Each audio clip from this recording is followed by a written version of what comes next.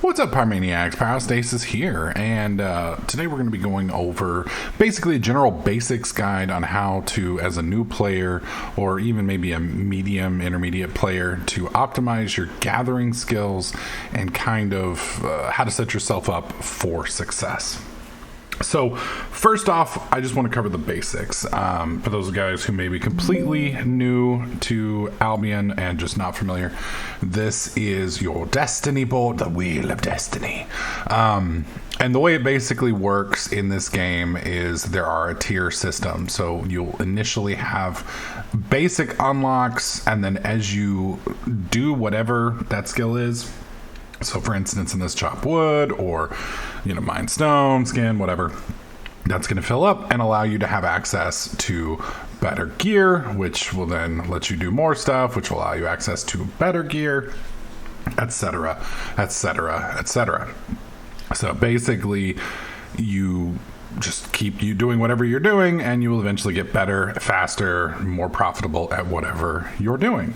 Then that sounds kind of basic, but it can be kind of complicated, especially as you get further and further and further down the tree. So generally, when you start off, you're going to be pretty low end. You're going to be tier. I think it starts at like tier 2. Way back here, and you're just basically you're gonna have your I forget what it's called, the beginner axe, which will have the tutorial, and then you move to novice materials, and then there you just got to get 240 fame, and then you can move on. Now you can always gather one tier higher than your tools. You may not want to do that, but it is an option. The reason I say you may not want to do that is it's slower. If you're mining your tier or lower, it will be faster, but obviously if you mine the higher tier, it will be slower, but you'll get more bang for each individual tank. That being said, in general, you want to kind of mine as much as you can, as fast as you can, or skin, or whatever of the crafting or the gathering materials that you chose. Now, in this video, we're going to be talking about mining, but this works for any of them. So whatever you decide to do, I recommend you focus on either 1 or 2.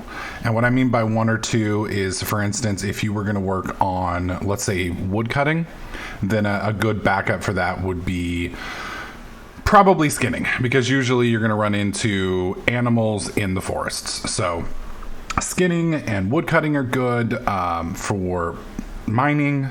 Stone is a good one. You can also do sickle for like hemp and fibers. Keep in mind though, stone makes more sense with mining because you're going to be running kind of around the outer edge of the map, and it just makes more sense. Whereas with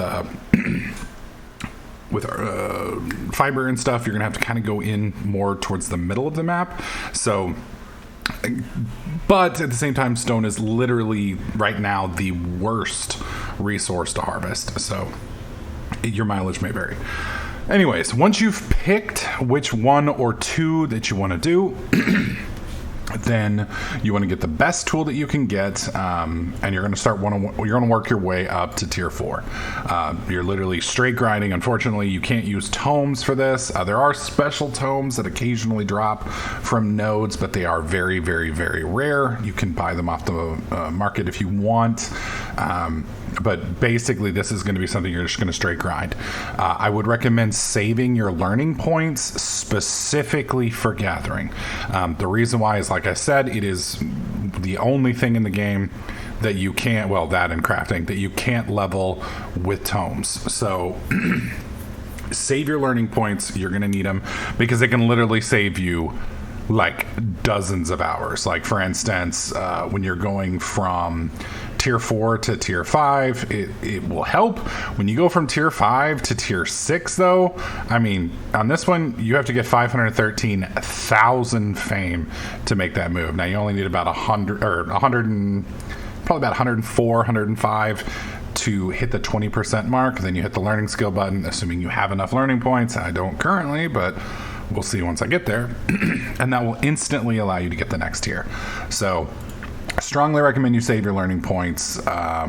But again, it's your playstyle. Feel free to do it. So the other thing that you want to look at is when you're getting your tools, there are different types of tools. The tool that you're going to want to get are the Avalonian Tools. And the reason you want your Avalonian Tools is because that's going to give you a flat percentage increase. So you'll notice right here, increase your gathering yield by 12.5%. Now, that is on any ore that tier or lower. So right here you can see I'm only getting 10%, but this one is tier 4, this one is tier 5. So as that, tiers up, you're going to probably hit either 15 or maybe even 20 when you get to tier 8. So these tools are amazing. They're great for increasing your yield. So you want to start on these as soon as you can. You can start doing them at tier 4. The other thing that you're going to want to get is equipment. Now, each of the different trade skills is going to have gathering skills is going to have its own equipment. So here we're looking at the miner cap. Now, this one right here gives you an extra 0.5% per stack. So basically this is a ticking buff. So you'll notice up in the top left-hand corner how we have 10 of these tickers. So that means we've had this buff on for, however long it takes. I forget how long. It's not terribly long. I think if you leave it on for about 5-6 minutes, it ticks up to max. So this is also why you kind of want to pick one thing, because if you're constantly switching this gear around, it's not going to work out too well for you, because you're going to constantly be losing your buff, waiting for the next buff. That's downtime that's just not worth it. It's better to just focus on one type, do the circle, and you will start seeing that specific skill skyrocket. And then once you get that to tier 7, you can start working on the next one. And you just kind of do them that way till you get them all the ones that you want to tier 7, and then you can go from there. So how much of a bonus is this buff? Well, you can see it's 0.5% per tick. So that means this piece is a total of 5%. This one right here, this gives you 1%, so that's a total of 10%, and then the boots also are 5% or 0.5%, so that's also 5. So this is a total in aggregate of 20%. So you have a 20% increase with this at tier 5. Now obviously if you're at tier 4 it's going to be a little lower, but that's a 20% increase. You have this, which is a 12.5% increase. You're now at 32.5% increase. If you have premium, you've got a bonus there. And then the other thing that you want to get is faction flagging. Now, you may or may not want to do this. Keep in mind, when you faction flag, you need to find your little faction place in your town. So it has a little exclamation point. It's highlighted. You click on it, and then you just click the flag button right here. You're gonna have to join it first, but you click the flag button, and that is going to flag you to other people in opposing factions. So each of the towns is going to have, so Thetford has theirs, Martlock has theirs, Limhurst has its, and obviously Fort Sterling has its. So that faction, you are now flagged to the other 3. So the other 3 can kill you in any of the zones that they see you in. So for instance, let's pull this up, let's zoom in. So see these little flags here? These are different faction outposts. So those faction outposts are points that you can claim for the faction. Now if we zoom out a little bit, you can see that Fort Sterling pretty much owns all of their territory. But when you get up here to the green stuff, now you're going to see that Limhurst is starting to take over that. Although there is some over here that Fort Sterling has claimed. So here is kind of contested. You can see that there's an actual fight going on here with the crossed swords. Those are the zones you might want to be careful about. So keep in mind, you can be killed by the opposing faction in any of these zones.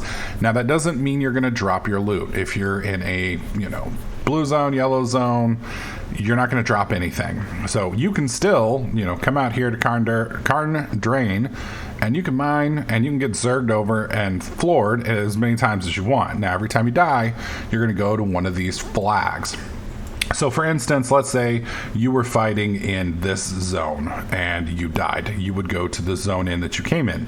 Let's say you were in this zone and the guys that are taking this killed you. You would go to the closest one of these to respawn at. Now, keep in mind, every time you die, you're taking durability hits on your gear. So it is a loss. So you kind of want to avoid people.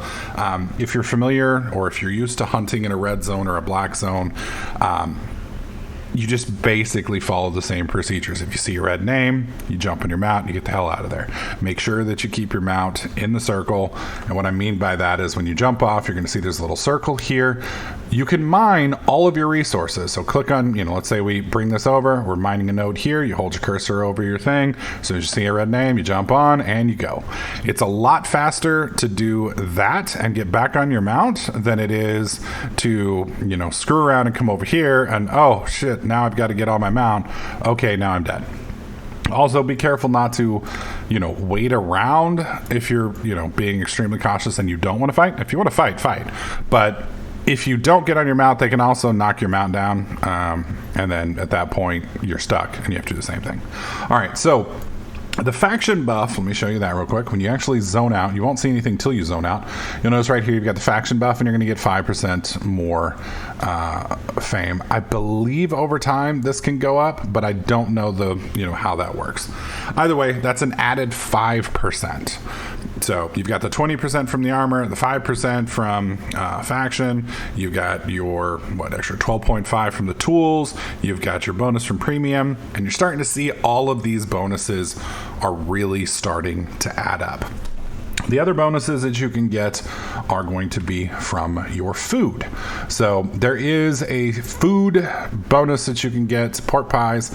They increase your load and they increase the yield that you get. So for right now, you can see my weight is at 48%. And then if I hop off this, wait till that cycles, pop that, boom. And now we've gained about 11%. And then up here, if we hold our cursor over this, I'm getting an extra 15% yield. So it's a 30% increase in aggregate weight and then an extra 15% yield. So if you stack all these buffs, you're getting a ridiculous amount of additional materials. Now, keep in mind, when you first start off mining this stuff or gathering or whatever it is, your returns are going to be low. You're not going to get a whole lot until you get to about tier 6, tier 7.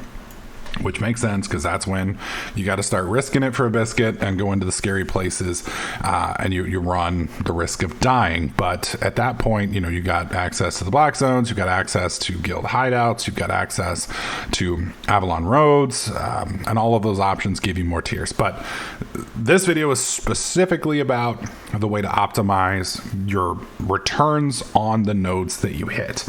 The other thing to keep in mind is as you do this, you're going to be improving wrong setup. You're going to be improving every single baseline skill. So for instance, once you get to tier 5? Yes. No, I was right. Tier 4. Once you get to tier 4, you have 100 levels to grind. So you can see right here, it's going to give you item power bonus, which you really don't care that much about.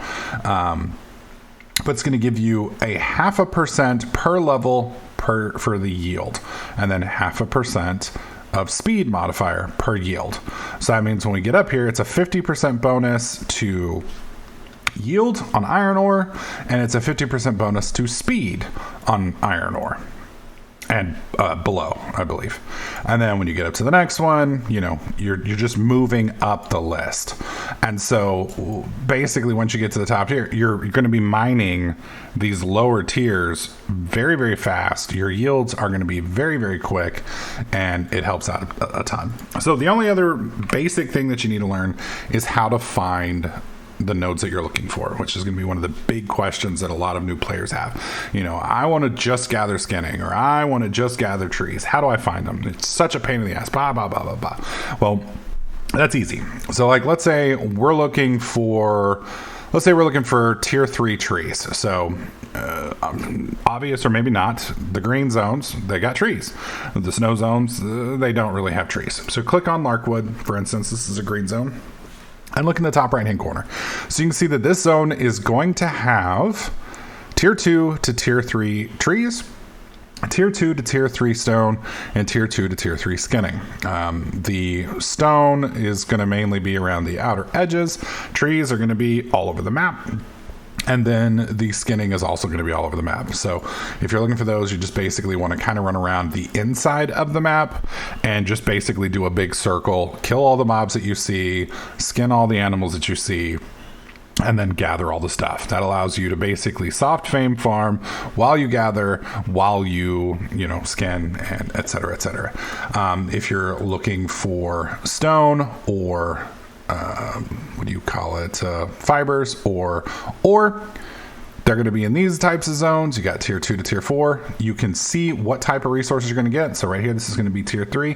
That means tier 3 is the ceiling. Tier 4 is the ceiling. 5, tier 5 is the ceiling. 6, tier 6 is the ceiling, etc., etc., etc. So this will allow you to quickly target the types of resources that you want. So, if you're wanting ore, you want to go to an ore zone. If you want trees, you go to a tree zone, et cetera, et cetera. So, and the only other thing to think about is make sure you get the best bag that you can afford and the best ox or transport mount that you want to do. Now, this doesn't cover black zones and dangerous zones, so once you're doing those, that's going to change maybe the type of mount that you use, because at that point you're not just wanting carrying weight, you're wanting survivability, but we'll make a video on that later on. But this should allow you to very quickly, comparatively, to gather a large amount of resources, gather some decent fame. And it's going to be a slow start because, like I said, you're going to be grinding. But once you get to tier 6, tier 7, tier 8, the rewards definitely start kicking in. So anyways, folks, let me know what you guys thought about this video. Was it helpful? Was it not helpful? Let me know in the comments section down below. Is there any other mechanics in the game that you would like me to cover? Let me know down there in the comments as well. If you want to support the channel and help me out, hitting the like button, leaving a comment, both of those dramatically boost the algorithm. We do have a membership down below that you guys can join if you got more money than sense and want to financially support the channel. That is an option as well. And if you are new to Albion and you would like to join, there is a link in the video description. That link will get you a free account to the game. It'll let you get in, let you get playing, and it gives me a little bit of a kickback. So not financially, just in gold, so that I can, keep my premium going. So if that's something that you'd like to assist with, that link is there as well. That being said, folks, thanks for watching. I do appreciate it. You guys have a great week, and I'll catch you guys in the next clip.